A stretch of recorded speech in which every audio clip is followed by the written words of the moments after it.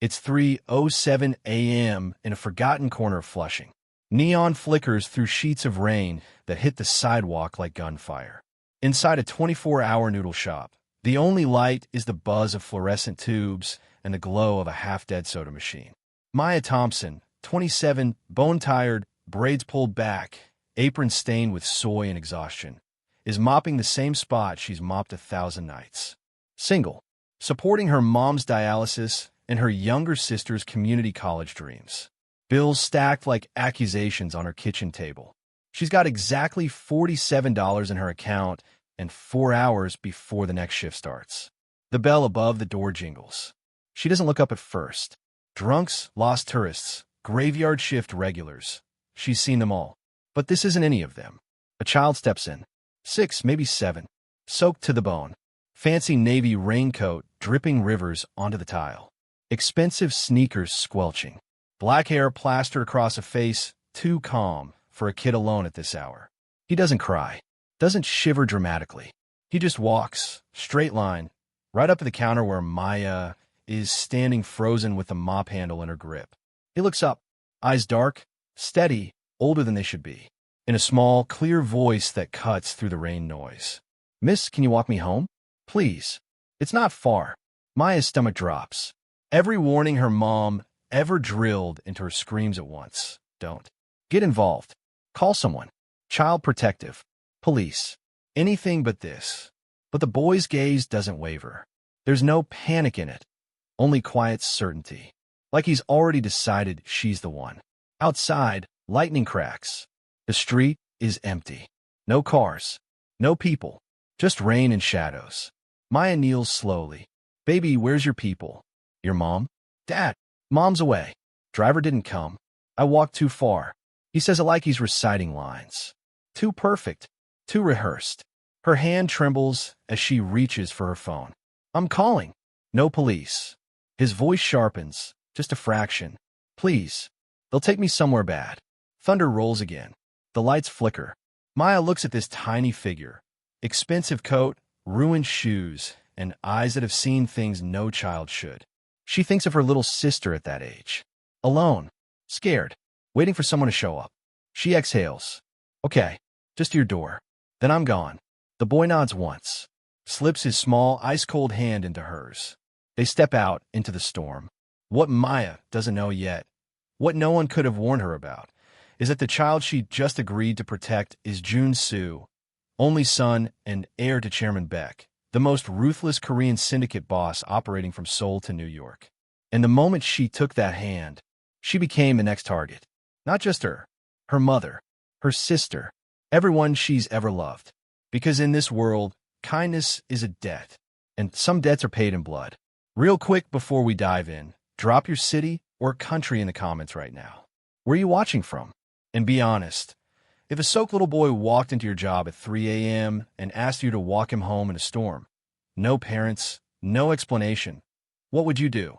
Help him? Call the cops? Lock the door? Tell me below. I'm reading every comment. All right, let's go back to that rainy night.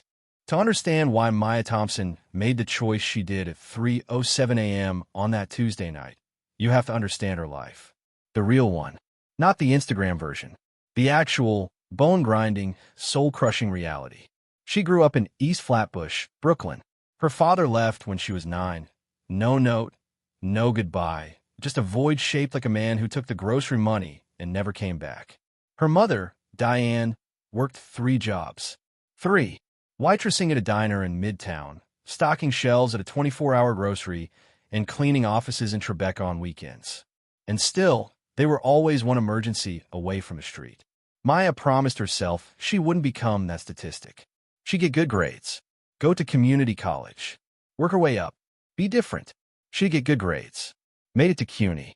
Lasted exactly 2 semesters before her mom's first health crisis. Kidney problems, the dialysis warning sign, and medical debt swallowed the grant money whole.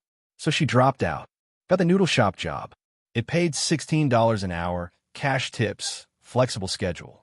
Perfect for someone who needed to work nights and still help at home. By 27, that job had aged her 10 years. Her younger sister, Aisha, was the hope now. Smart, determined. Third year at City College studying business. Maya kept her enrolled, kept the roof over their heads, kept their mother on dialysis twice a week, and kept telling herself it was temporary, that someday this grinding wouldn't be her life anymore. But the years don't feel temporary when you're living them. The J Dragon Noodle House was a time capsule of 1990s Flushing. Green vinyl booths, laminated menus with water stains, a kitchen that smelled like 30 years of oil and secrets. The owner, Mr. Chun, was a decent man, gave her steady hours, didn't hassle her about shift trades, and paid out cash every Friday. But the customers were the usual: late-night construction crews, drunk college kids, insomniacs, and the occasional lost tourist stumbling off the wrong subway exit. Tuesday nights were the slowest. Dead hours between midnight and 5 a.m. when even the graveyard shift types were home in bed.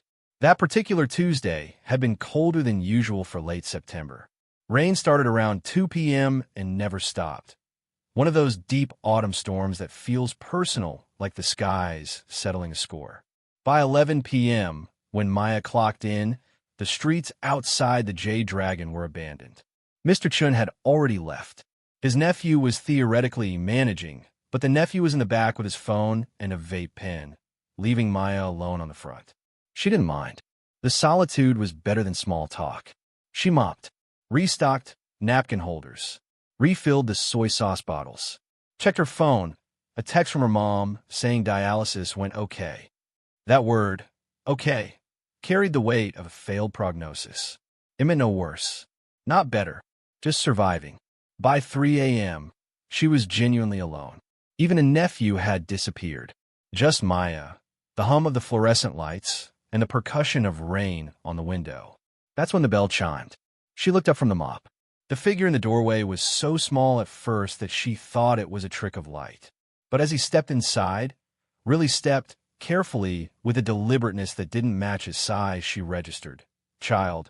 Alone. Soaked. There's a moment every parent or caregiver knows. That instant where your nervous system explodes with warnings. Something's wrong. This doesn't fit the pattern. Maya's body seized up. Her grip tightened on the mop handle. The boy was maybe 6 or 7. Fine-featured, with the kind of expensive-looking clothes that made him stand out immediately in the J Dragon. A navy raincoat that probably cost more than her rent. Designer sneakers with water pooling around the soles. The kind of haircut you didn't get at a neighborhood barber shop. But it was his face that stopped her cold. Most kids his age, caught alone in the rain at 3 a.m., would be crying, panicking, looking around desperately for help. This one wasn't. He walked straight to the counter, his wet shoes leaving small prints on the tile floor, and looked up at Maya with eyes that were dark, steady, and impossibly calm.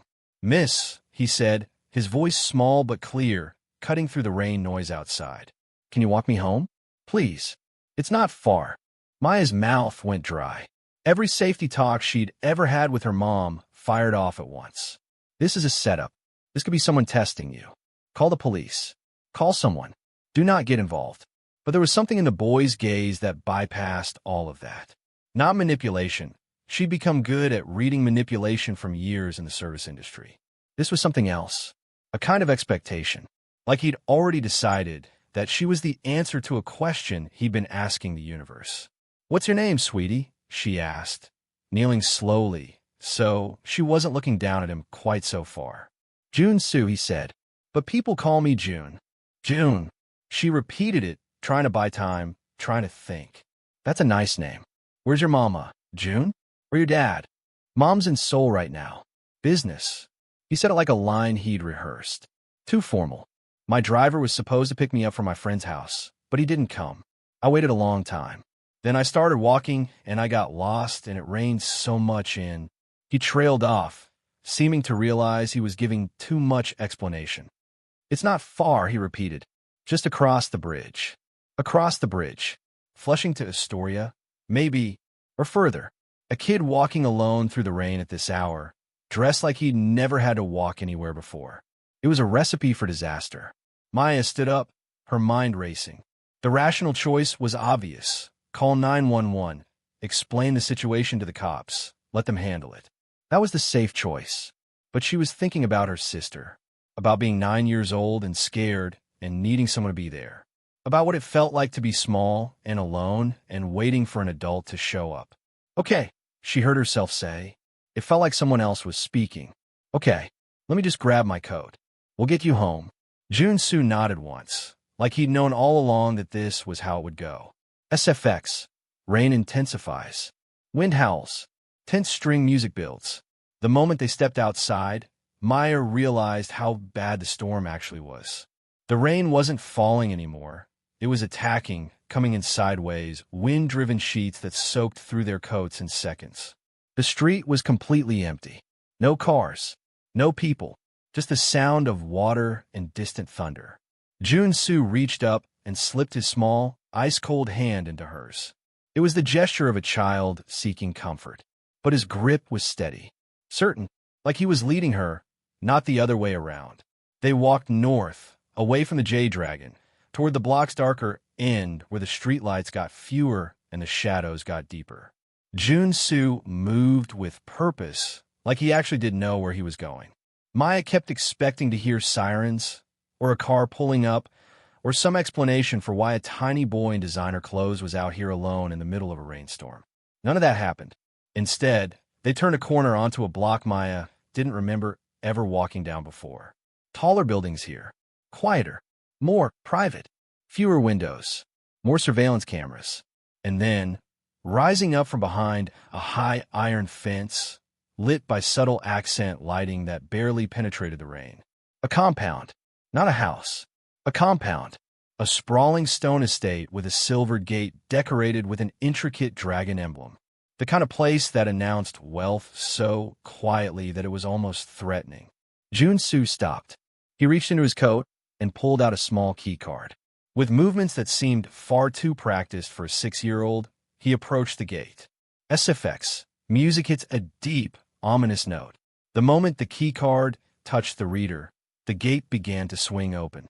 And Maya Thompson, bone-tired, $47 in her account, trying to save a child she'd never met, finally understood that she'd just made a choice that would change everything. The compound interior was exactly what the exterior promised. Expensive, tasteful, and deeply controlled. The drive curved through manicured gardens that somehow looked immaculate despite the downpour. Stone fountains. Pruned hedges arranged in geometric patterns. Security cameras mounted at regular intervals on the fence, each one discreetly positioned to cover every angle. As they approached the main house, Maya's unease intensified. The building was 3 stories of dark brick and floor-to-ceiling windows, with an understated kind of grandeur that made her very aware of how much money existed in the world and how little of it would ever be hers. "June!" A sharp voice called from the shadows. 2 figures emerged from the darkness of the property's main entrance. Both men, both in dark suits despite the hour, both moving with the coordinated efficiency of people trained to respond to threats. The first man, tall, broad-shouldered, with a face that looked like it had been carved from permanent disapproval, saw Joon-soo and immediately dropped into a bow so deep and respectful that Maya's stomach actually twisted. He bowed, an adult man, to a child. The second man remained standing, but his posture shifted, shoulders back, spine straight, the kind of deference you only showed to royalty or extremely dangerous people. "Young master," the first man said, his voice tight with something that sounded like relief mixed with fear. "You are unharmed." "Chairman Baek." Joon-soo held up his tiny hand.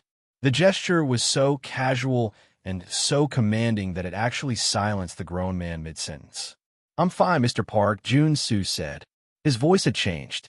The vulnerability from a noodle shop was gone, replaced by something clipped and formal. "My driver failed in his duties. I exercised judgment." He exercised judgment. No 6-year-old talked like that. Maya's hands went cold. The man called Mr. Park's eyes shifted to her for the first time. His gaze was like being scanned by a security camera, thorough, impersonal, and absolutely assessing. "This is the woman?" he asked Joon-soo. "She helped me," Joon-soo said simply. "When I was lost." Mr. Park turned back to Maya, and she saw something flicker across his face. Recognition, maybe, or calculation. He said something in rapid Korean to the second man, who immediately pulled out his phone. What's happening? Maya found herself asking. Her voice sounded small. He came to the shop. He asked for help. I brought him here. That's all. Mr. Park regarded her for a long moment. Then he bowed slightly, not as deep as the one he'd given Joon-soo, but enough to constitute actual respect. You have been kind to young master, he said in careful English. This is noted. We are grateful. Behind him, the front door of the compound opened wider. More people emerged. A woman in expensive business casual clothes, others in dark uniforms that suggested security. The second man was still on his phone, speaking urgently in Korean. Joon-soo squeezed Maya's hand once more, the gesture a child, and then released it. Without looking back, he walked into the house, Mr. Park and the others falling into formation around him like he was escorted by a personal detail. The front door closed. Maya stood in the rain, drenched, shaking, and completely alone except for the surveillance cameras that suddenly felt very, very aware of her presence. Maya didn't sleep the night after she walked Joon-soo home. She lay in her apartment's darkness, replaying the moment she saw those men bow to a child, replaying that compound, replaying the way Mr. Park's eyes had moved across her like a threat assessment. At some point around 4 a.m., lying awake staring at her ceiling, she Googled Korean syndicate families New York on her phone. The results were sparse but ominous. News articles about organized crime in Flushing. A 2019 piece about wiretaps on Korean Mafia operations. References to families with names like Baek, Kim, Park, dynasties of legality that had operated in the shadows for decades. Chairman Baek. The name appeared in a 2021 article about drug trafficking in Queens. The article had been brief, mostly redacted, clearly the bare minimum of public information the NYPD was willing to release. But the message was clear. Whoever Baek was, he was important. He was dangerous, and the government was aware enough of him to monitor. Maya closed her phone and felt sick. By the time she went to work at the Jade Dragon the next evening, the same shift, like nothing had happened, she'd convinced herself that Joon-soo must have come from some wealthy family and she'd simply stumbled into their world for a few hours. Probably a mistake. Probably they'd already forgotten her. But at 8:47 p.m., as she was clearing a table in the back, Mr. Chun emerged from the office looking confused. Maya, he said, someone left an envelope at the front counter. For you. Her heart actually stopped. The envelope was cream-colored. Expensive paper. No address, no postage. Inside, wrapped in tissue paper, were bills. Crisp, new $100 bills. She counted without meaning to 150 of them. $15,000. Her monthly take-home was barely $1,200. With shaking hands, she unfolded the handwritten note tucked inside. Thank you for being kind. You helped when I was scared. This is for you. June. The handwriting was childish, the letters slightly uneven, but the message was written in English with perfect grammar and spelling. This wasn't a child's note transcribed by an adult. This was something Joon-soo had actually written. SFX. Heartbeat quickens. Tense music swells slightly. Maya sat down hard on one of the noodle shop stools, the money still in her lap. $15,000. Money that could cover her mom's next 3 months of medications, with enough left over to register Aisha for spring semester and finally fix the leak in their apartment ceiling that had been there since June. Money that meant she was no longer alone in her financial desperation. Money that also meant she was now connected to something, to someone, to a world that bowed to 6-year-old children in compounds behind iron gates. Her mother had raised her to understand one fundamental truth. Free money doesn't exist. Someone always pays the cost. Either you pay it now, or the bill comes due later, compounded with interest and consequences. Maya stared at the envelope in her hands, at her salvation and her damnation, both folded together in crisp paper, and understood that her life had just split into before and after. And she had no idea how much the after would cost her. 3 days passed in silence. Maya didn't tell anyone about the envelope. Not her mother, not her sister, not Mr. Chun, though he'd clearly been present when it arrived. She put the money in a bank account she'd never used for bills. It sat there like a secret, like proof of something she wasn't ready to fully acknowledge. She'd expected either more contact or the whole thing to disappear, ghost-like, back into whatever world it had emerged from. On the fourth day, a woman appeared. She was waiting outside the Jade Dragon when Maya arrived for her evening shift. Early 50s, immaculate in a charcoal blazer and slacks, her hair cut in an expensive bob, her handbag worth more than Maya's monthly rent. She had the bearing of someone who'd never felt uncomfortable a day in her life. "Maya Thompson," the woman said as soon as Maya approached. Maya's immediate instinct was to keep walking. Stranger danger, city logic, all the rules. But there was something in the woman's demeanor, a matter-of-factness, like this was a normal Tuesday, and not the approach of a clearly well-off woman to a 27-year-old waitress with nothing, that made her pause. "Who's asking?" Maya said. "My name is Ms. Han. I work for Chairman Baek." The woman said it like she was introducing herself at a networking event. "I was hoping to speak with you. There's a car waiting 2 blocks east, on the corner of Roosevelt and Main. If you're interested in a conversation, I'd appreciate it if you'd join me. If not, I'll apologize for the intrusion and you'll never hear from us again." Every warning light in Maya's body was screaming trap, but curiosity, and, she'd later admit to herself, the financial desperation of her life, made her ask, "What kind of conversation?" Ms. Han smiled. It was a kind smile, almost maternal, the kind that might change things for you and your family. "But I understand if you're not interested. The choice is entirely yours." The car was a pristine black sedan, the kind you saw at airports shuttling important people. Ms. Han sat across from her in a spacious back seat that smelled like expensive leather and leather cleaner.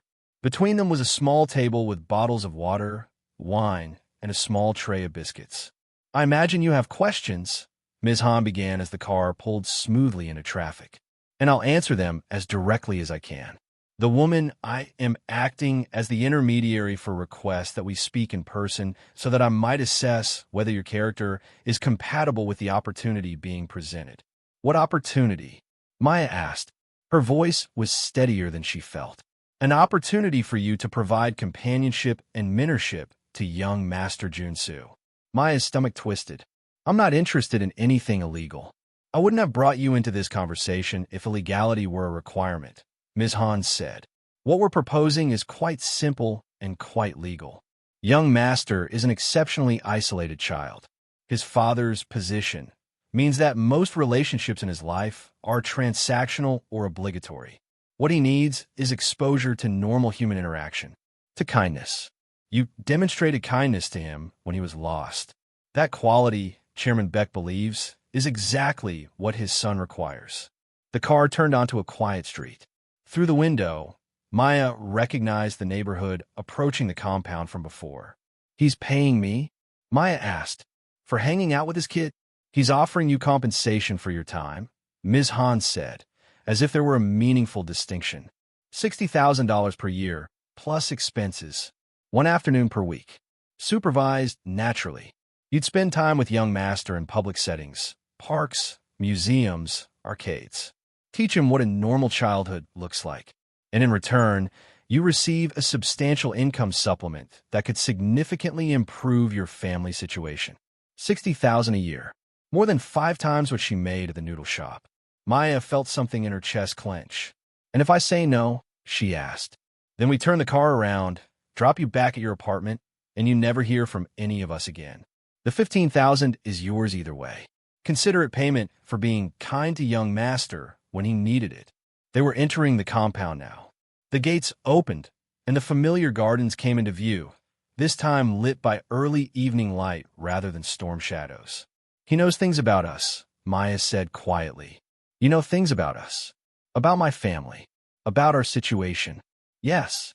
Ms. Han didn't pretend otherwise. "Chairman Baek does his due diligence on everyone in his sphere. That's not reassuring." "It's not meant to be," Ms. Han said. "It's meant to be honest." The car pulled to a stop in front of the house. Through the window, Maya could see movement inside the main room, multiple figures moving with purpose. "What does he do?" Maya asked. "Chairman Baek. What's his actual business?" Ms. Han was quiet for a moment. "Import-export, primarily. Some financial services. some investments in legitimate real estate and commercial ventures. I'd be lying if I told you there weren't complications in his operations.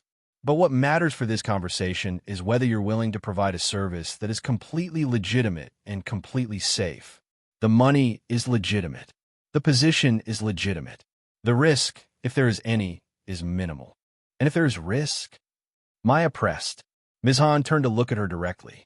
Then Chairman Baek's organization would assume that risk on your behalf. You would be protected. Your family would be protected. That is part of what the compensation provides. Insurance, you might say. The way she said it, the calm finality of it, made clear that she was acknowledging danger without explicitly naming it. Maya thought about her mother in the dialysis chair, about her sister's registration fees for next semester, about the apartment with its broken ceiling and ancient heating system, about being 27 years old and having exactly zero path forward except the same grinding hours at the noodle shop until she was 47, and then 67, and then dead. She thought about the look in Joon-soo's eyes when he asked her to walk him home. That eerie calm, that sense of knowing. I want to meet him, Maya heard herself say. Chairman Baek, before I decide anything. Ms. Han nodded as if this was exactly what she'd expected. Of course. He was hoping you'd ask. Dinner with the devil, that same evening. Chairman Baek was nothing like what Maya expected. She'd imagined violence in human form. Something harsh, dangerous, visibly criminal.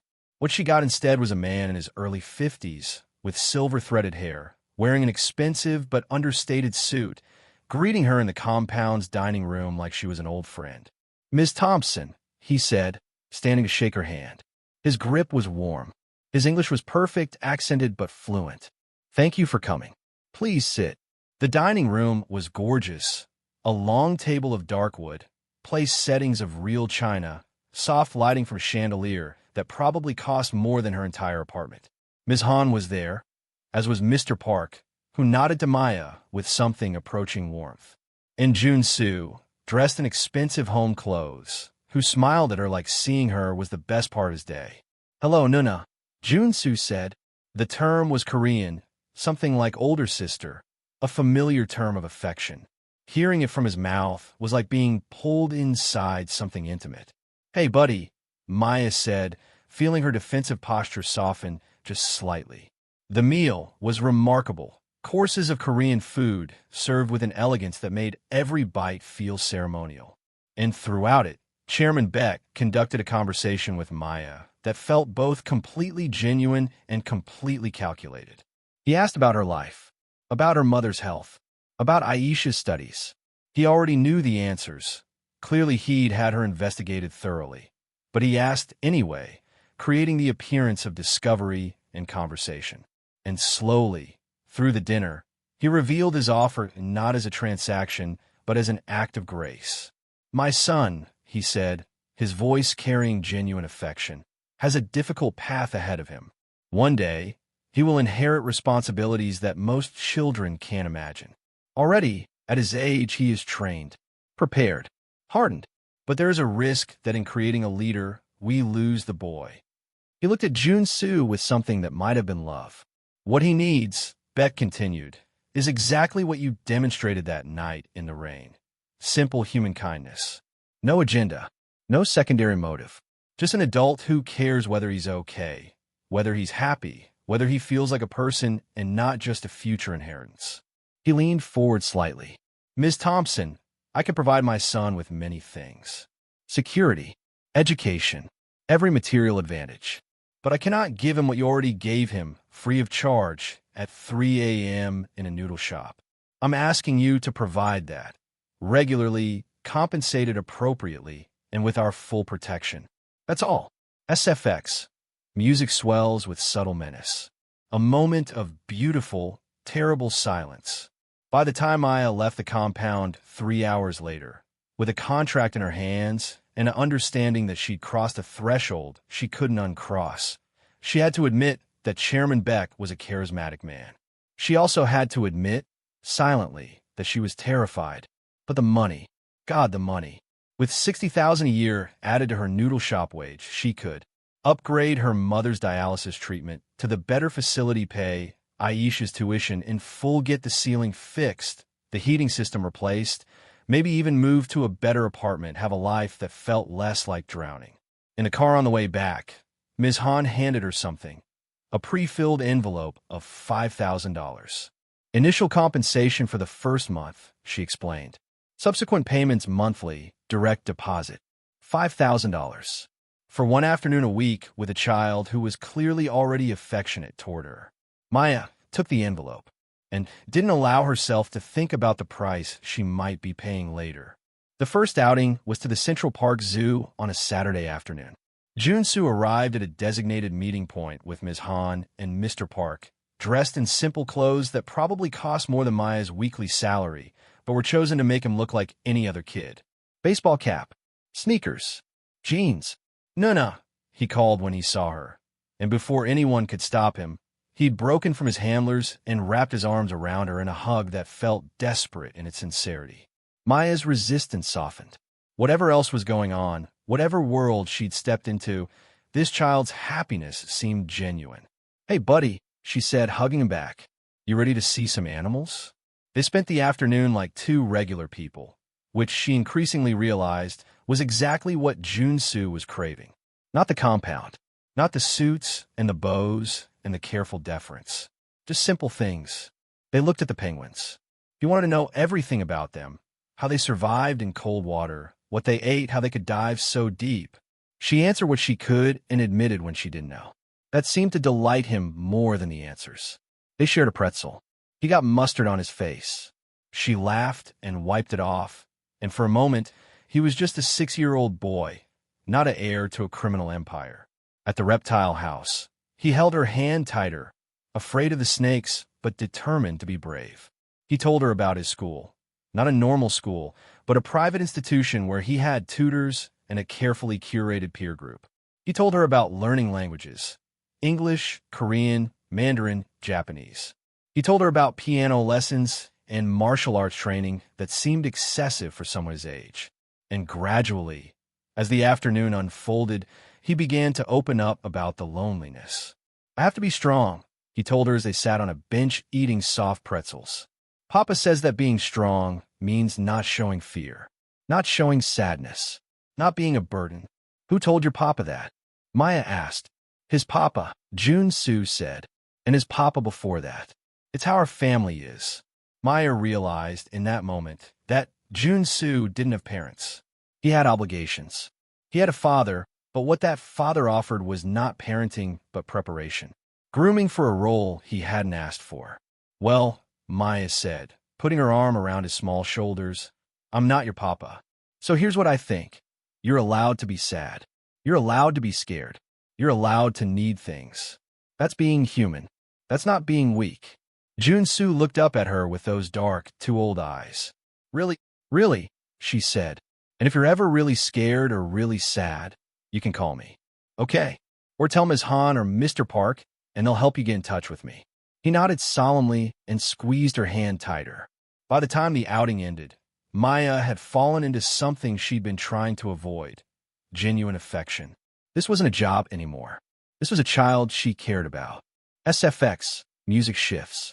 More layered, more complex emotions. 6 weeks in, the money changed things slowly, then all at once. The first $5,000 went to her mother's new dialysis center, a facility 30 minutes closer to home with updated equipment and better care protocols.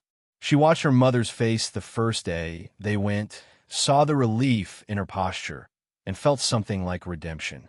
The next $5,000 went to Aisha's tuition and books. Her sister asked where it came from, and Maya told her it was a promotion at the restaurant. Aisha didn't entirely believe her, but didn't push. By the third month, she'd upgraded their apartment, a better 2-bedroom in a building where the heat worked and the ceiling didn't leak. She furnished it with actual furniture, things that matched a bedroom for Aisha that didn't look like it belonged in a dorm. And slowly, carefully, she started to exhale. The constant financial panic that had been her baseline for 7 years began to lift. Her outings with Joon-soo became the highlight of her weeks.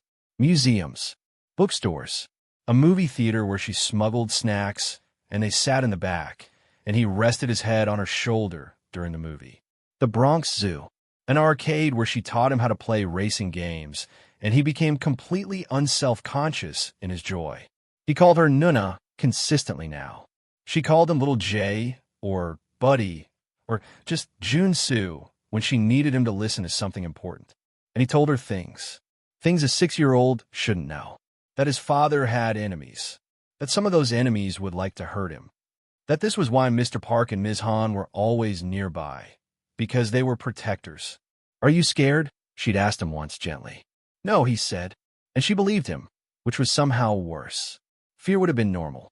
His lack of fear suggested he'd been trained into acceptance of violence the way other kids learned their ABCs. Month 4, the first warning. It started with small things. She noticed the same black car parked on her street sometimes. Not all the time, but frequently. She'd see it when she left for the noodle shop. See it again when she came home.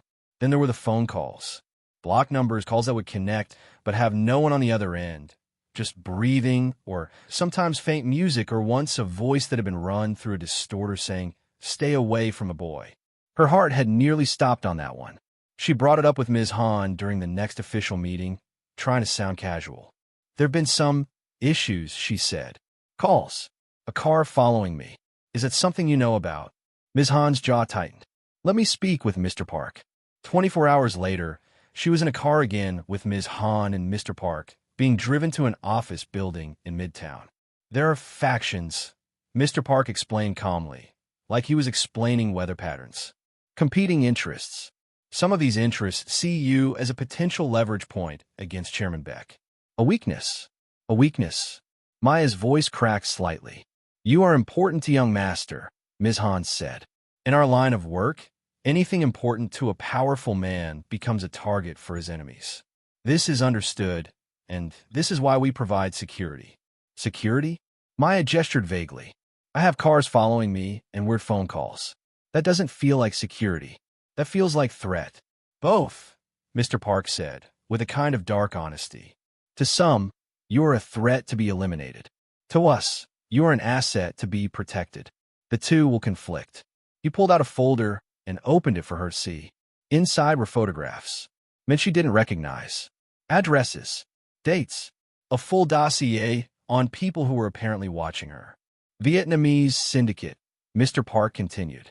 "They are trying to expand their operations into Chairman Baek's territory. You are leverage. It's strategic, not personal." Maya felt something cold settle into her stomach. "So what? Keep going about my life while people are watching me and threatening me." "You maintain your routines," Ms. Han said. "You continue your outings with young master. And you understand that any threat to you is considered a threat to Chairman Baek's family and will be responded to accordingly." What does responded to accordingly mean? Neither of them answered. They didn't have to. The implication was clear enough. Month 6, deepening. By 6 months in, Maya had developed a second life, one that ran parallel to her existence at the noodle shop. She was Joon-soo's Nuna. That was real. The affection was real. The sense that this child needed her, and she was providing something he desperately lacked. That was absolutely real. But she was also someone's asset, someone's leverage, someone worth watching and worth protecting and worth threatening, depending on the faction doing the assessing. She started taking self-defense classes. Mr. Park had suggested them, and Chairman Baek was paying, so she did it. Learned how to fall, how to escape holds, how to identify threats. She got better at noticing the tail. Sometimes it was the black car. Sometimes it was different vehicles. Sometimes it was just people in crowds who looked at her a little too long.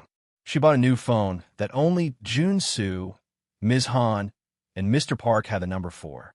She started varying her routines, the way paranoid people do. And all the while, Joon-soo was getting older, more emotionally open with her, more clearly dependent on their outings as his one window into something resembling normal childhood.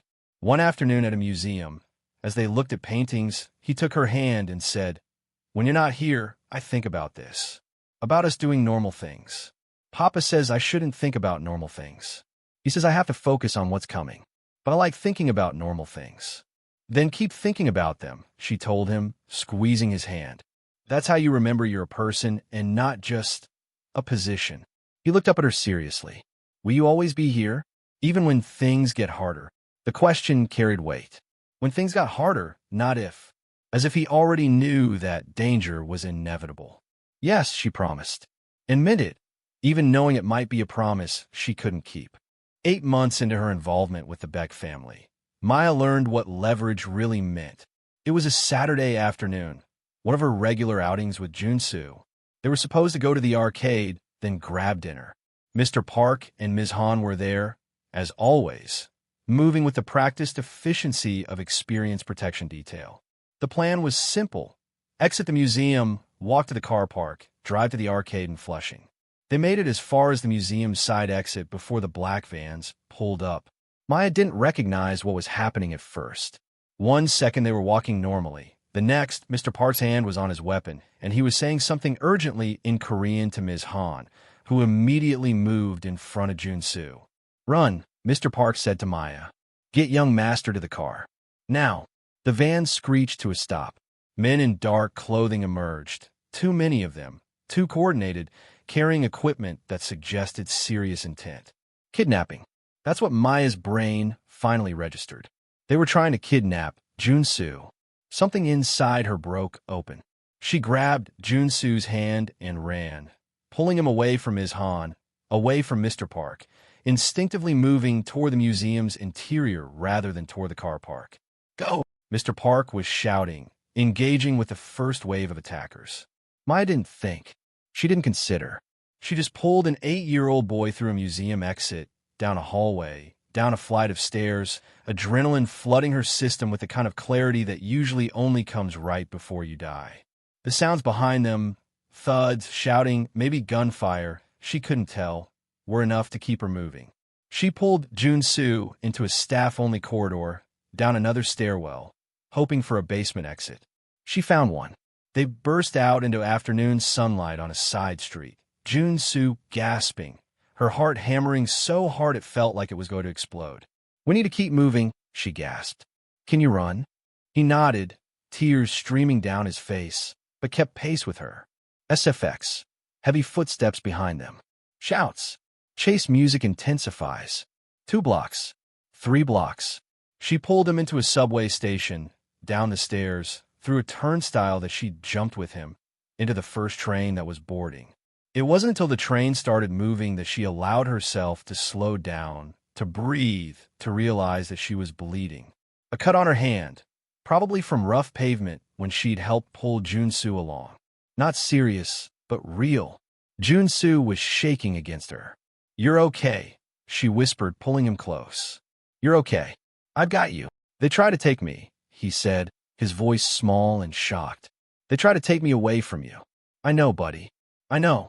But they didn't. I won't let them. She didn't know if that was a promise she could keep, but she made it anyway. The aftermath.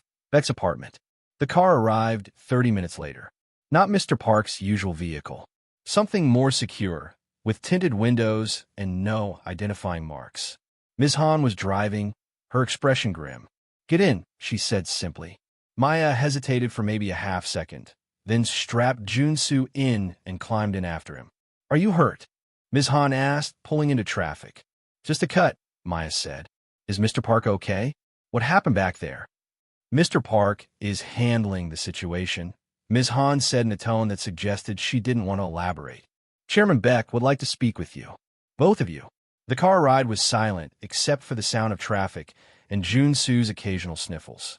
Chairman Baek received them not at the compound, but at an apartment in Midtown, a penthouse with floor-to-ceiling windows overlooking the city. He was dressed casually, but his face was hard in a way Maya had never seen before. He knelt in front of Joon-soo and examined him carefully, asking quiet questions in Korean and English, assessing for injury. You are unharmed, he said finally, a statement, not question. Nuna saved me, Joon-soo said, pointing at Maya. Chairman Baek stood and looked at her directly. In that look was an assessment, a calculation, and underneath it all, something that might have been genuine gratitude. What happened? He asked. Maya explained. The vans, the men, the instinctive flight response, the subway escape. As she spoke, she saw his jaw tighten further. When she finished, he was quiet for a long moment. "The Vietnamese faction," he said finally. "A bold move, attempting a daylight kidnapping. They are escalating." He turned to Ms. Han. "Confirm casualties and prepare a response. They need to understand that attempting to take my son cost them their lives." SFX. Music swells with darker, heavier tones. A moment of terrible silence. Then he looked back at Maya. "Ms. Thompson, you protected my son. You risked your life for him.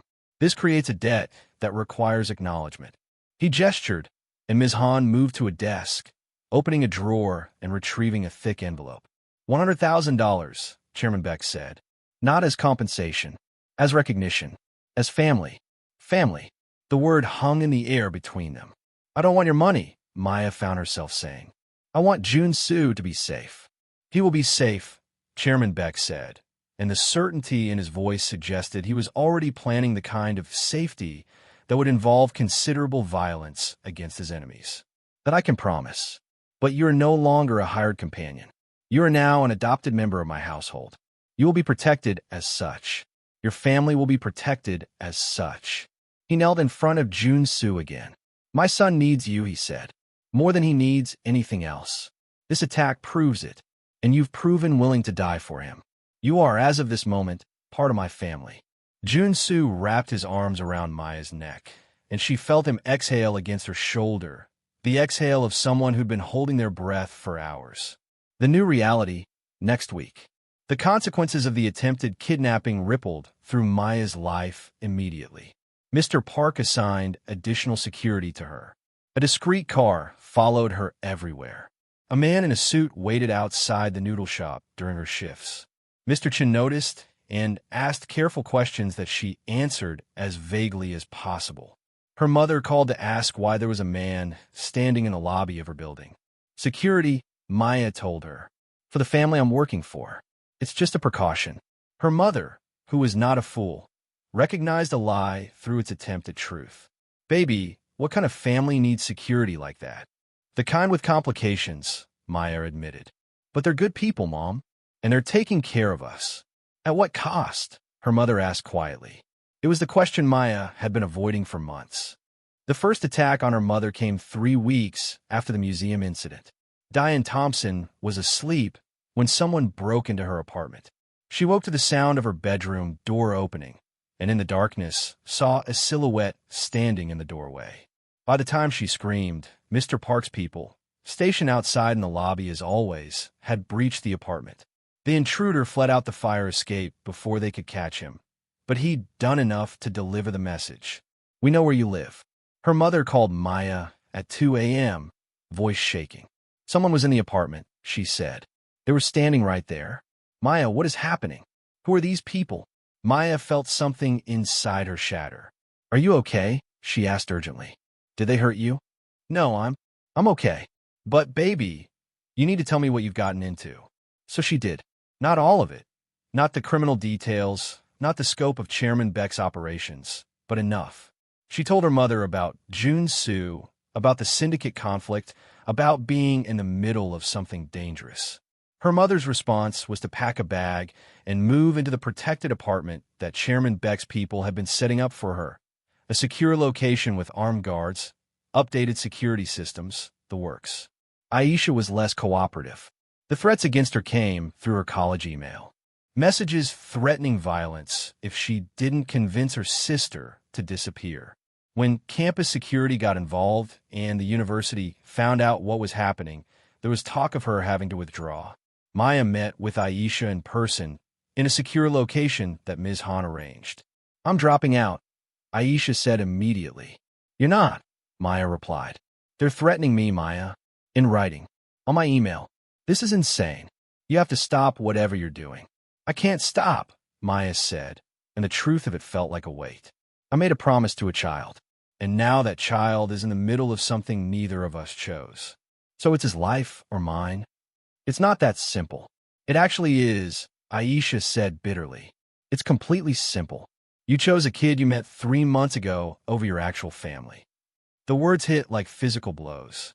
Because they were true. Not entirely, but true enough.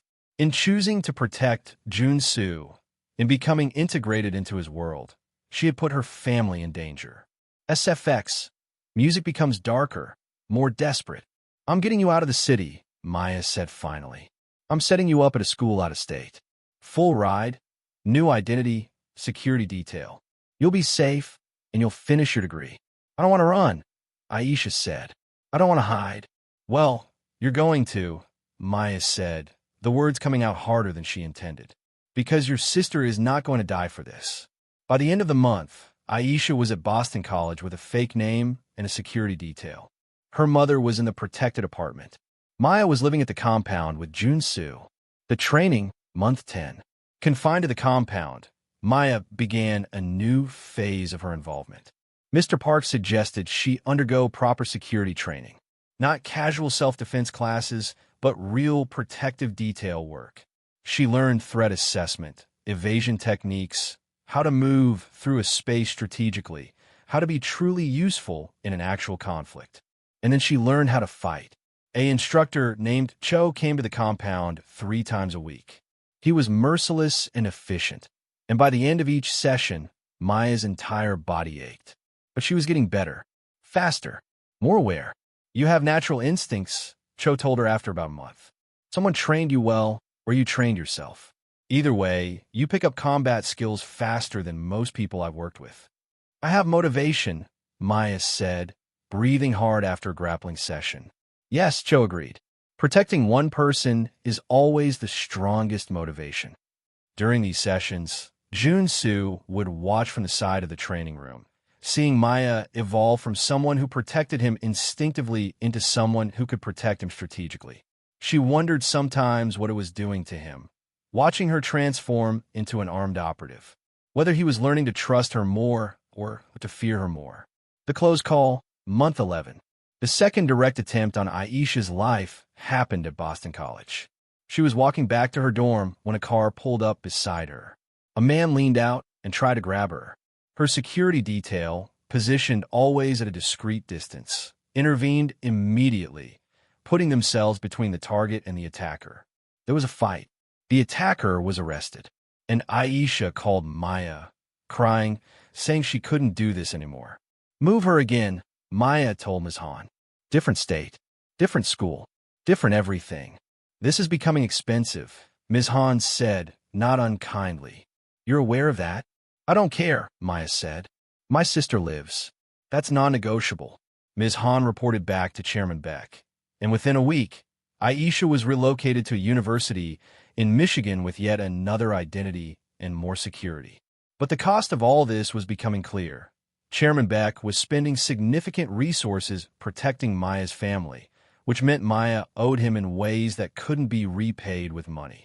She was his now, not in an ownership way, but in the way that debts work in these worlds. She belonged to the Baek organization as surely as if she'd been born into it. The call came at 3 a.m. Maya was sleeping in the compound when her phone rang. The special phone, the one only Baek's people had access to. Ms. Thompson. The voice was Ms. Han's, but it was wrong. Too tight. You need to come to the office. Immediately. What's wrong? Is it Joon-soo? Joon-soo is fine. It's your mother. The world stopped. Maya made it to the office in Midtown in less than 15 minutes, running every red light, her mind fracturing into 1,000 worst-case scenarios. Ms. Han was waiting for her in an upper-floor conference room. So was Chairman Baek, which was unusual. His presence meant something catastrophic. Your mother was taken from the protected apartment at 11 p.m. last night, Ms. Han said without preamble. A coordinated breach of the security detail. The Vietnamese faction. They're using her as leverage for negotiation. Maya's knees nearly buckled. She gripped the edge of the conference table to stay upright. She's alive? She asked. Yes. For now, Baek said. They're demanding that we withdraw from 3 Queens operations and surrender exclusive distribution rights in Flushing. They also want confirmation that I won't pursue retribution. So give it to them, Maya said immediately. Give them whatever they want. Chairman Baek's expression didn't change. That's not possible. What do you mean it's not possible? She's my mother. She has nothing to do with your business. Give them what they want. If I retreat from those operations, I lose face with my own people. Baek said, his voice patient in a way that was somehow more terrifying than anger. My enemies see weakness as an invitation. If I capitulate to this demand, 20 more families will use loved ones as leverage. It's not about your mother, Ms. Thompson. It's about power structure. I don't care about power structure, Maya spat. My mother's life is not a negotiation. It is, Baek said simply. In this world, everything is a negotiation. Your mother, your sister, Joon-soo, all assets in a larger game. Something inside Maya broke. You said you'd protect my family, she said, her voice low and shaking. You said they'd be protected as part of your family. And they are being protected, Baek replied. I have people working to locate her. I have intelligence networks activated. But I won't trade territory and status for one person, no matter how important she is to you. SFX. Music swells with desperate intensity. A single piano note, isolated and aching. Maya stood up, and in that standing was the moment she understood. She could not trust this man. Not with her family. Not with anything that mattered. She walked toward the door. Ms. Thompson. Baek's voice was a whip crack, stopping her. If you leave this building, I can no longer guarantee your safety or your mother's. You already can't guarantee it, she said. So I guess we're done. The hunt, night of the kidnapping. She left the compound with $47 in cash and a phone she wasn't supposed to have. She called Aisha first, told her to lock everything down, not to answer calls from anyone not previously authorized. Then she called Mr. Park. Find her, she said. You have resources I don't. Find my mother. I'll help, Mr. Park said. But you can't go rogue on this. The chairman. She hung up and threw the phone out of the moving taxi. Then she started tracking. The Vietnamese syndicate had several known operations in the outer boroughs. She used the fighting skills Cho had taught her, used the city knowledge she'd built up over years of living on its edges, used the resources that street life had given her. The first location was a warehouse in Sunset Park, Brooklyn. She watched it for 2 hours, recognized nothing except empty containers and regular workers. The second was a restaurant in the East Village with known gang affiliations. She went in, asked careful questions, walked out when she got no useful information. The third was an apartment building in Astoria, Queens. She'd learned one of Mr. Park's tricks, how to read surveillance setups, how to know where eyes were watching from. The building had security cameras inside, but not outside, which meant they didn't care about visibility from the street, which meant they didn't care who saw people entering or exiting, which meant they had something valuable inside that didn't need hiding from external observers. She broke a window on the building's basement level and climbed through, moving through darkness with the strange calm that comes when you stop being afraid of what might happen and start accepting that bad things will happen. The basement was empty except for pipes and the smell of mold. But there was a locked door at the far end, and behind it, stairs going down. SFX, heartbeat, slow, steady breathing, footsteps on concrete, sub-basement, an illegal setup, probably multiple apartments converted, walls removed, bodies compressed into a legal space. She could hear voices. One of them was her mother's. The door to the makeshift holding area was locked but not heavily secured. They were confident in their position, in the safety of being surrounded by armed men. Maya picked the lock. It took 4 minutes, the longest 4 minutes of her life. Inside, a darkened space with overhead bulbs strung on electrical wire. Her mother, bound to a chair, bruised but conscious. For men in the room, all armed, all Asian, Vietnamese gang soldiers, identifiable by their tats. One of them saw her first. His hand went toward his gun. Maya moved. The training Cho had given her took over. Pure muscle memory and desperation. She went for the nearest man, disabled him with a move designed to break his wrist and keep his hand away from his gun. She grabbed the gun as it fell, used it to pistol whip the second man before he could fully register what was happening. The other two opened fire. A bullet seared through her upper arm. Another caught her ribs, felt like a sledgehammer. She went down hard, but her mother screamed, and the adrenaline surge of hearing that scream carried her back up. She fired. Twice. Both men went down. Then the world went quiet except for her own breathing and her mother sobbing. SFX, gunshots fade. Heavy breathing. Silence settles. Subtle, sad music begins. The hospital, afterward. She woke up in a hospital bed with a police officer standing outside the door. The bullet in her ribs had missed the heart by something less than an inch. The bullet in her arm had gone clean through.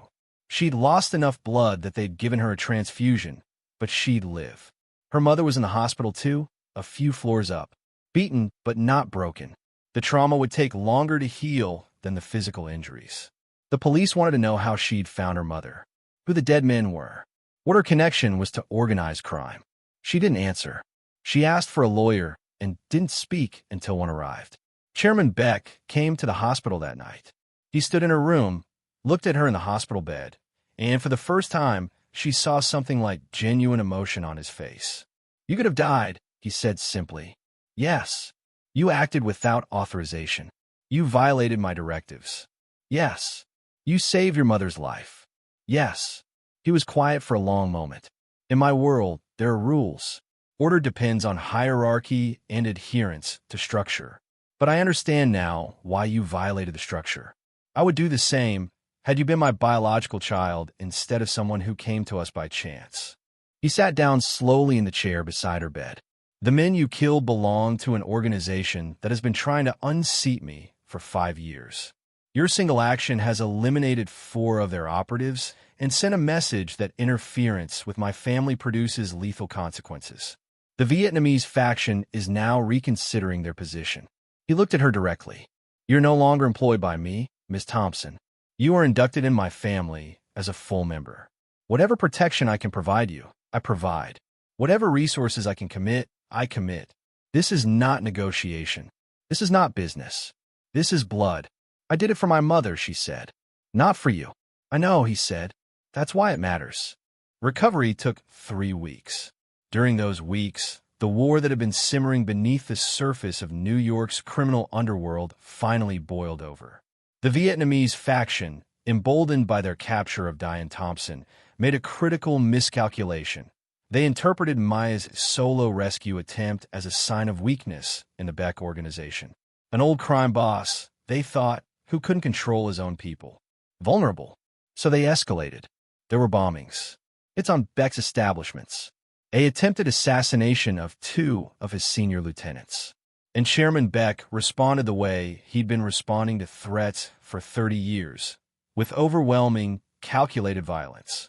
But before that violence fully metastasized into all-out war, something unexpected happened.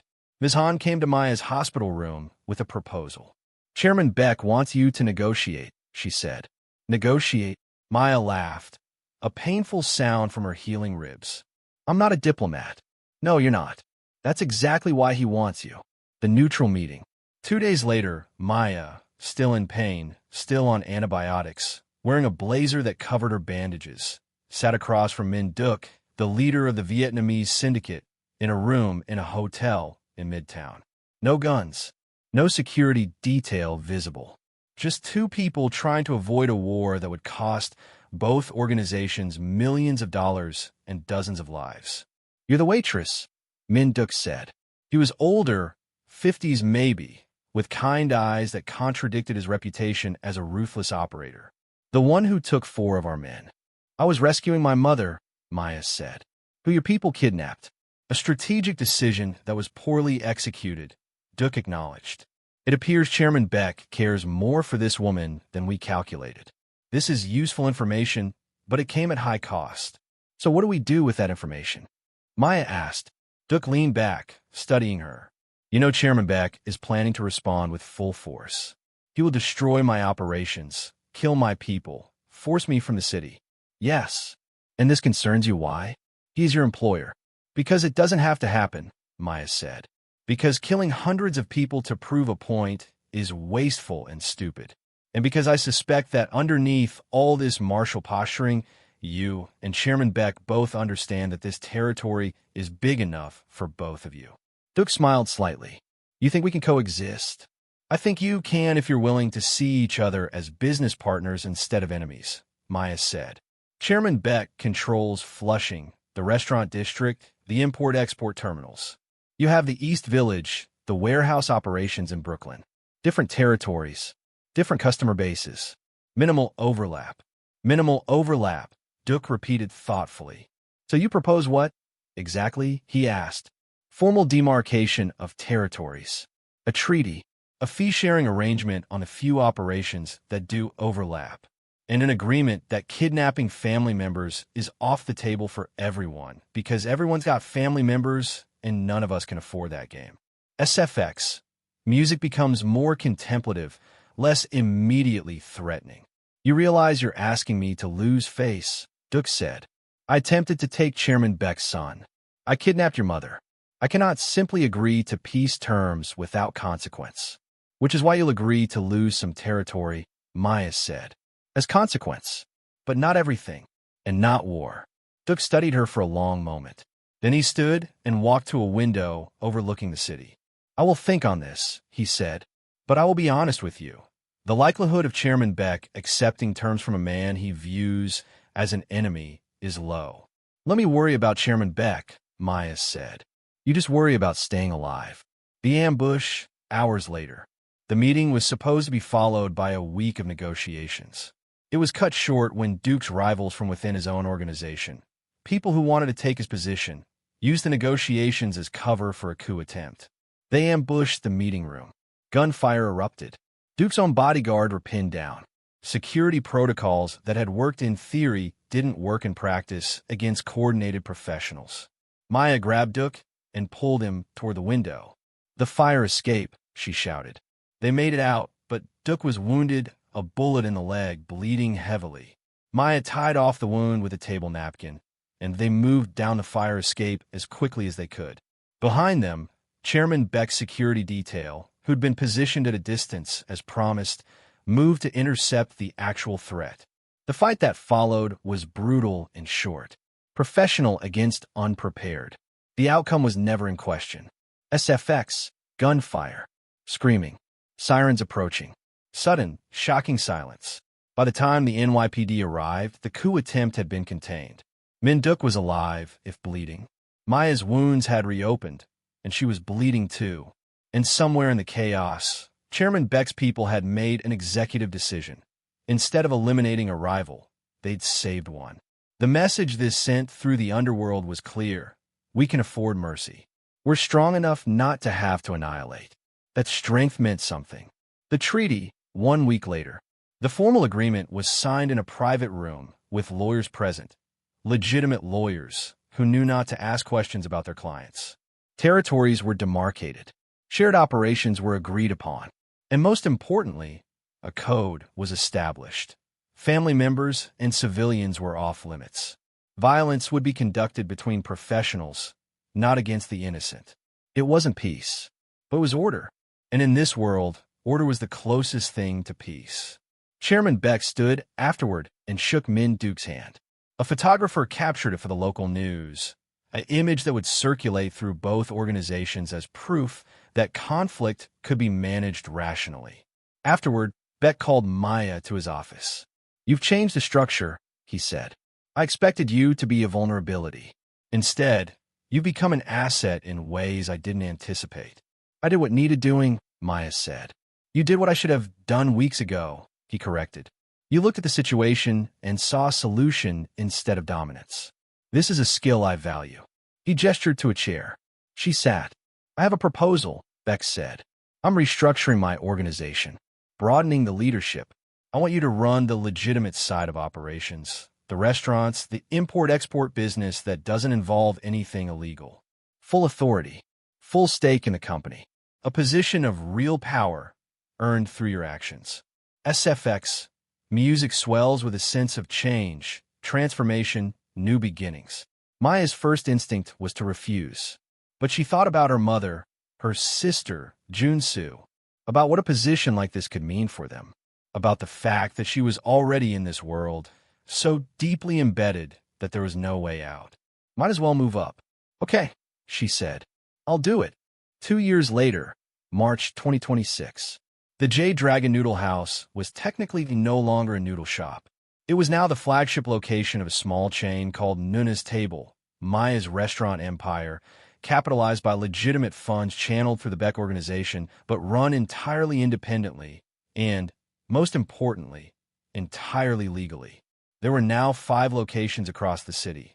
The original in Flushing, a new one in Astoria, one in Brooklyn, one in Midtown, and one in Queens.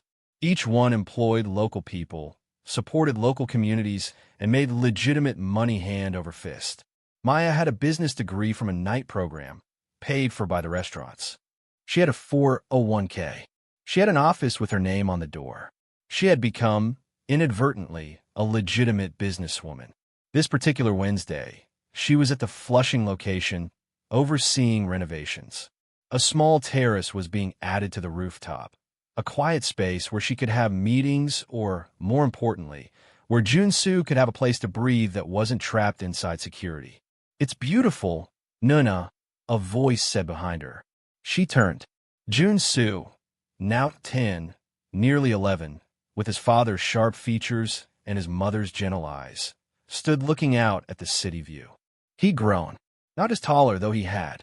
He'd grown into his skin, into the realization that he could be both an heir to his father's empire and a child who liked video games, who cried at sad movies, who called her Nuna like it meant safety. "It'll be a place you can come to feel normal," Maya said, putting her arm around his shoulders. "When things get hard, when you need to remember who you are besides what you'll inherit." "Do you think I'll be like Papa?" he asked, a question that was becoming more frequent as he got older, more aware of what his future held. "I think you'll be like you," she said, "which means some of your papa, some of your mom, some of your teachers, some of me, some of yourself. Not just one thing." They stood in comfortable silence, looking out at the city that had tried to separate them, that had pushed them together, that had ultimately accepted their bond as simply one of the millions of relationships that gave New York its texture. SFX, wind on the rooftop. City sounds far below. Gentle, satisfied music. Downstairs, her mother was at a table in the restaurant, having her dialysis done at the facility they'd built into the basement, a private medical space where she could get her treatment without leaving the restaurant, without disrupting her life. 2 floors up, Aisha was on a video call from Michigan, where she was finishing her MBA. She'd change her name back. She'd come home for holidays. She was slowly reintegrating into a normal life that included her sister, without the constant threat. And across the city, in the compound, Chairman Baek was orchestrating a legitimate expansion into hotel management. The Baek family had gone partly legitimate not out of moral reformation, but out of strategic evolution. Legitimate businesses were better money over the long term. They were safer. They generated real wealth instead of just cash flow. And they provided cover for the parts of the operation that had to remain in shadow. Later that evening, Maya's office. Ms. Han came in carrying a folder. "The quarterly reports," she said, setting them on Maya's desk. "We're up 34% from last year." "That's good," Maya said, reviewing the numbers. "More than good. It's exceptional. You've done remarkable work integrating these operations." "I had good teachers," Maya said, "and good motivation." Ms. Han smiled. It was a genuine smile, something that happened more often now that she and Maya had moved from adversarial relationship into something more like respect. "Chairman Baek wanted me to tell you that the Vietnamese peace treaty is holding strong. No violations, no escalations. He credits you with establishing a framework that actually works." "Tell him I'm glad it's working," Maya said. Ms. Han paused before leaving. "Can I ask you something? Do you regret it? Any of it?" Maya set down the report and leaned back in her chair. "I regret that my family was put in danger. I regret the violence that happened. I regret that Joon-soo has to inherit a world that requires people like his father to exist." "But," Ms. Han prompted. "But I don't regret walking him home that night," Maya said. "And I don't regret everything that came after, because everything that came after was me protecting someone I loved. That's not something I regret." The rooftop, late evening. Maya returned to the rooftop to watch the sun set. The terrace was nearly complete. In a few weeks, it would be ready for use. She thought about the girl she'd been, bone-tired, $47 in her account, mopping floors and trying not to drown in other people's medical debt. She thought about the moment she decided to walk a stranger's child home in the rain. She thought about all the moments since then. The fear, the violence, the moments of hope, the reality of stepping into a world that most people only saw from a distance. A raindrop hit her cheek. She looked up. It wasn't raining, not really. Just the remnants of a storm passing through. The last few drops falling toward the city. Her phone buzzed. A text from Mr. Park. Chairman says Joon-soo's security team is ready. He's cleared for school trip to museum tomorrow. No additional detail needed. Progress. Trust. The kind of things you build when you've proven yourself through action. Another message came through, this one from Aisha. Mom saying she wants to move back home next fall. Is that cool? Maya texted back immediately, beyond cool. Tell her room is already waiting. And one more message, this time a video from Joon-soo. She opened it. It was him at the piano in the compound, playing a piece she recognized, something classical, played with an exactness that suggested hours of practice. Halfway through, he stopped and looked directly at the camera. I'm playing this for my graduation recital, he said. It's the first thing I'm choosing to play, not just because Papa said it would be useful. Will you come, Nana? Of course, buddy, Maya said aloud, talking to the video like he could hear her. I'll be there. She stayed on the rooftop as darkness fell, watching the city lights come on one by one, watching the night transform from threat into possibility. That rainy night 8 years ago, when she'd taken a child's hand and walked him home, she'd entered a world she didn't choose and couldn't escape. But standing on this rooftop, looking out at her legitimate business empire, thinking about her mother getting better, her sister building a life, a child who was learning to be both a leader and a person, she understood. Sometimes the best parts of our lives come from the decisions we make in moments of crisis, guided by nothing but instinct and kindness. Sometimes a life changes not in one dramatic moment, but in thousands of small moments, each one building on the last, until you look up and realize you've become someone new.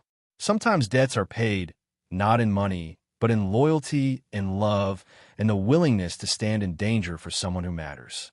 And sometimes, just sometimes, kindness doesn't destroy you.